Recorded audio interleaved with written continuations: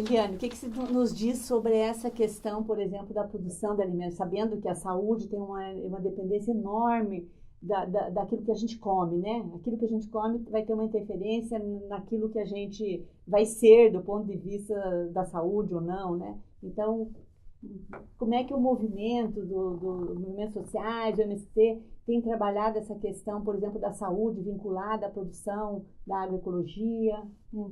Então, nós temos feito um esforço muito grande, né? Porque a gente sabe que no campo é um embate de projeto. Um projeto calcado num pacote, né, do uso intensivo de agrotóxicos e um projeto voltado para uma agricultura mais saudável. Um projeto que produz mercadorias, que não produz alimento, mas produz mercadorias para atender a sua ganância, aos seus lucros, e um projeto interessado e voltado para a produção de alimentos para a população como um todo. E nós se enquadramos nesse segundo projeto, na produção de alimentos. E quando a gente fala em alimentos, é bom lembrar que alimentos, eles são para além da mercadoria, mas eles são para suprir uma necessidade humana. E que daí remete a gente a uma responsabilidade maior. E olhando esse modelo que existe hoje de produção de mercadorias, a gente sabe que está para entender os interesses de algumas grandes empresas de capital internacional. E que, ao mesmo tempo, aqueles que produzem os agrotóxicos, produzem as sementes transgênicas e produzem, ao mesmo tempo, os medicamentos, né, os grandes laboratórios. Então, ao mesmo tempo que produz em si a doença, né, e produz a cura da doença. A tentativa de A cura, tentativa da cura da doença. Hoje nós temos esse... Até porque, né, nessa lógica, né, e nesse modelo que a gente tem de atenção à saúde, que é o modelo curativo, que a gente chama de hospitalocêntrico, médico-cêntrico, de consumo exacerbado de medicamentos, a gente sabe que o Brasil hoje é o maior consumidor de medicamentos do mundo, né? Então, quanto mais as pessoas adoecerem, melhor, né? Melhor para os laboratórios, melhor para a indústria médica hospitalar, melhor para quem lucra com a doença, é melhor que seja desse jeito. Nós lutamos com outra perspectiva, né? Mas para isso a gente tem que entender, para um outro modelo de atenção à saúde, nós temos que entender que a saúde, ela não é uma questão puramente biológica, né? A saúde, ela tem outras dimensões e ela não é determinada pelo meu estilo de vida, ela não é determinada, ela é determinada por uma macroestrutura, pelo modo de vida que eu tenho, né? Se eu tenho onde eu trabalho, o que eu faço, né, as relações que eu estabeleço, é isso que vai determinar se eu vou ter uma mais ou menos saúde, né? Então, acho que isso é importante que você chamou atenção, mas também acho que queria dizer, porque às vezes tem um mito, né, de dizer que o agronegócio, a produção da monocultura é a salvação nossa. Mas, afinal, Eliane, quanto que a gente, que esse setor nos alimenta e quanto que o outro... Tem alguns valores aí que falam, olha, o pequeno produtor, né, produz quanto por cento do que a gente come, com tudo que nós... Então, nós temos alguns dados, inclusive do IPARDES e do próprio IBGE, que a agricultura familiar é a que sustenta esse campo da alimentação.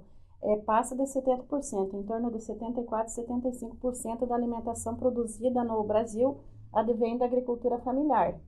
Porque o agronegócio ele produz commodities, como o Gilmar falou, voltado para exportação. E a agricultura familiar produz voltado para o mercado interno, que daí é o alimento que vai para o supermercado. A questão é que alimentos que a gente produz. Nós do MST, olhando assim do ponto de vista de projeto, olhando do ponto de vista de produção, nós buscamos produzir na agroecologia. Que o que é? É você cuidar do meio ambiente, você entender que enquanto ser humano, enquanto pessoas, você vive num ambiente que todo faz parte desse ambiente, né? A natureza, o homem, nós não somos superiores a esse ambiente, portanto nós precisamos preservar ele, né? Cuidar dele, pensando nas próximas gerações e também na diversidade de alimentação. Enquanto as grandes empresas pensam na padronização dos alimentos, nós pensamos na diversificação sem o uso de agrotóxicos, né? E voltada a atender a demanda da população, da classe trabalhadora, da população como um todo. Um mito que é colocado muito aí pelos meios de comunicação, enfim, pelo esse sistema que existe, é que se nós produzíssemos na agroecologia, nós não conseguiria atender a demanda do mercado. Isso é irreal. Se nós tiver políticas públicas voltadas para essa produção, tiver incentivo, tiver tecnologias, nós produzimos para atender sim esse mercado consumidor e com muita qualidade. E a menor custo, né? E a menor Porque custo. hoje no supermercado e comprar um produto que o Gilmar colocou, você olha lá e fala, puxa, mas é 3 vezes mais. Então eu vou comprar esse mesmo, comer um pouquinho de veneno, né? E não posso comprar o produto orgânico, né? Talvez um dado interessante, desculpa, sobre a produção de commodities. Na verdade, a produção de commodities se transformou também num mito, porque no fundo, claro que havia, no período de Fernando Henrique Cardoso, ainda um déficit no balanço de pagamento geral da economia brasileira. E o estímulo à exportação de commodities se deu para obter superávit comercial com essa exportação primária, para equilibrar o balanço de pagamento. Mas com isso o Brasil se desindustrializou, teve um monte de problema e ao mesmo tempo contaminou e, como eu disse, está exportando não só o produto, mas a água também. Mas vou comparar. Por exemplo, toda a pecuária brasileira tem uma capacidade de exportação em torno de 6 bilhões de dólares. E para isso eles utilizam 100 milhões de hectares. São 100 milhões de hectares utilizados na produção da carne. Uma empresa sozinha, a Embraer, exporta a mesma quantia, 6 bilhões, com uma área de terra de 100 hectares.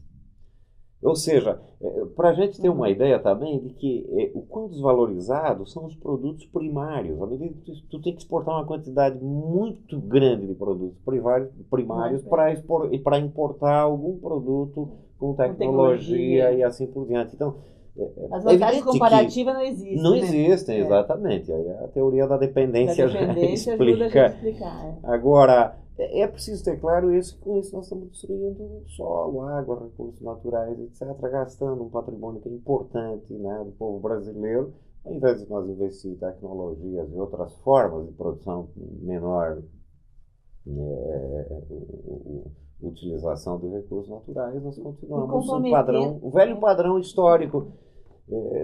Portugal veio aqui e nós exportávamos para o Brasil, logo foi, sei lá, açúcar, café, um monte de coisa, borracha, continuamos exportando produtos primários. Então é uma economia bastante extrativista, né? Porque de alguma medida está extraindo ainda aquilo que é a riqueza da natureza, né? E com isso a gente acaba comprometendo as gerações futuras, né? A gente acaba comprometendo, por exemplo, o solo, a água, né? E a possibilidade da gente viver num mundo mais saudável. Como né? eu usei o termo lá antes, do centro-oeste brasileiro, e o bioma do Cerrado, o buriti, uma árvore, precisa de 500 anos, um buriti, para cumprir a sua função na natureza. Imagina, nós estamos destruindo todos os buritisais que existem por lá.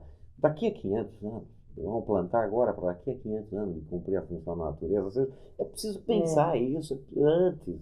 Na verdade, a gente tem que pensar num projeto, a gente não pode, a coisa individualista, imediatista, né? A gente tem que romper com isso e pensar bem, como é que vai ser o futuro, que sociedade eu quero nesse futuro, né? Não, e ali, quando a gente fala também nessa questão dos agrotóxicos, vamos pegar a nossa região oeste. É a maior consumidora, e isso é dados do IPARDES, né, que é o Instituto Paranaense de Estudos e Pesquisa. O que a região oeste é a maior consumidora de venenos.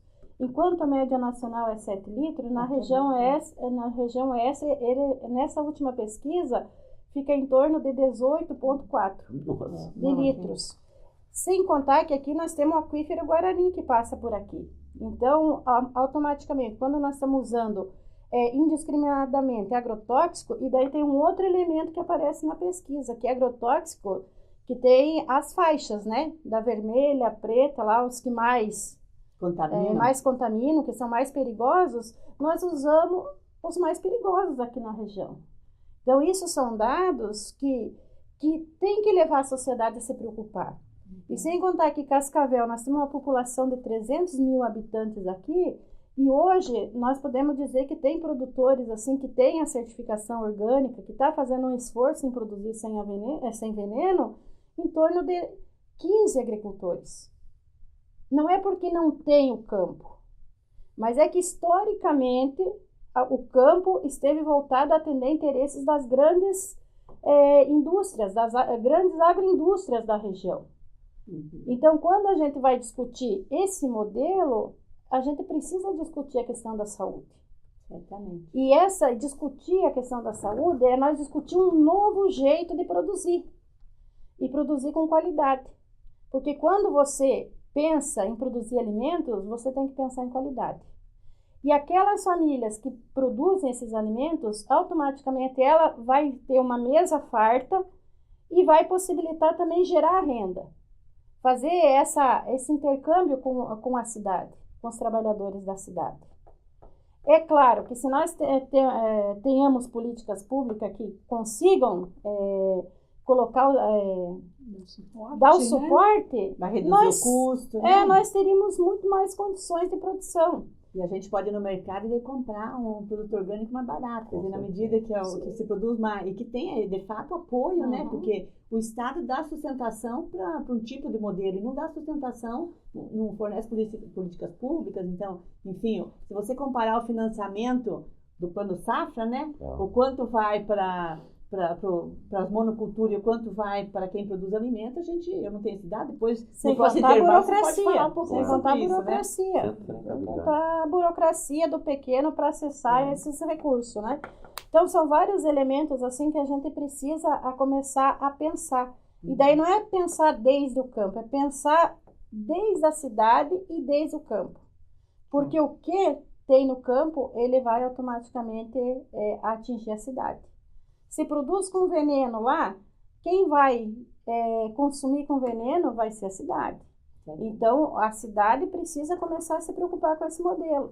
Porque não é à toa que na região oeste, e isso são pesquisas recentes, a maior parte da população, pelo menos no HU que a gente pesquisou, a maior parte da população morre por problema de câncer, problemas respiratórios e problemas neurológicos. Essas são as 3 grandes causas de mortes aqui na região oeste.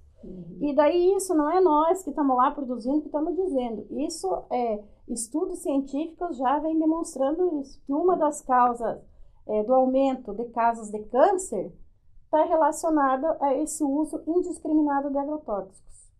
Então, aí no próximo a gente conversa um pouquinho mais sobre as experiências, sobre dados e pesquisas que a gente tem, e aí para a gente fechar então essa primeira conversa nossa sobre a questão da saúde coletiva em foco, que é a questão da saúde e produção de alimentos.